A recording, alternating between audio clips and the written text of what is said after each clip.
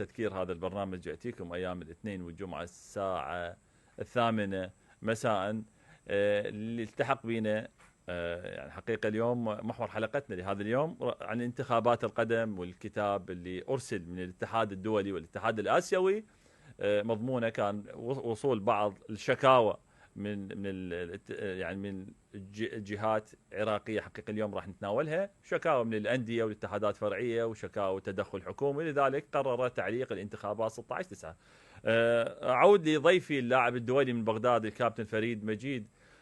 كابتننا العزيز، يعني ذكرت حضرتك قلت يعني هي هاي المشاكل، وللاسف انا متاكد حضرتك والاخوه الحريصين على الرياضه العراقيه ما كنا نتمنى انه توصل تدخل من الاتحاد الدولي. وخلي الناس تعرف انه تدخل الاتحاد الدولي معناها انه انت رايح لتطبيعيه، معناها انت رايح انه لا سامح الله انه رايح للعقوبات. كابتن، يعني شلون تشوف يعني هاي الحقبه اللي الاربع سنوات اللي حذرنا من عدها اليوم تعلق انتخابات؟ مع الأسف يعني من يتحمل هاي المسؤولية كابتن؟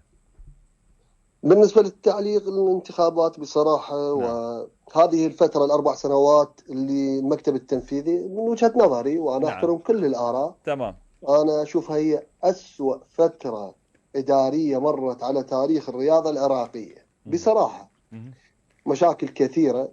أنا ما أتكلم فقط أن العمل الإداري ليس منتخب وطني أو منتخب أوروبي أو شباب أو مباراة كرة قدم، لكن أتكلم على آلية ومكتب تنفيذي منسجم يعمل لأجل المصلحة العامة والنهوض بالواقع الكروي، النهوض بالواقع الرياضي. وبعدها أن تكون عنده آلية وعنده برامج مستقبلية لتطوير الرياضة العراقية. لكن أنت شفت 4 سنوات احنا نسمع مشاكل كثيرة، نشاهد، عايشين بصراحة. أنت ذكرت أنه مطامع والناس جاية مطامع وليس خدمة، هذا الأساس ما أريد أقول الكل، لكن بصراحة جزء كبير من الإخوان يعني قسم ساكتين أنهم محصلين المكاسب وساكتين خلاص، انه ما لهم دور، سواء انه يتكلم او ما يتكلم، هو انه هو تابع. لكن القسم الاخر بصراحه خلي يعني نقول